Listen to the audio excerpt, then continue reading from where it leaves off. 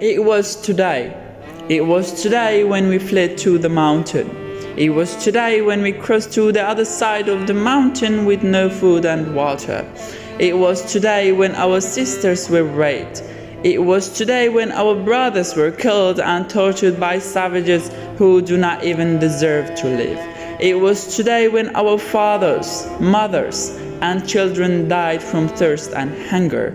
It was today when they attempted to eradicate the Yazidi religion. It has been 10 years and still we have not received any justice. 10 years of waiting for the world to recognize our suffering. 10 years of hoping for accountability for the crimes committed against us by ISIS. 10 years of struggling to rebuild our lives and protect our heritage. 10 years and yet our pain remains unacknowledged. Our perpetrators unpunished and our community unsupported.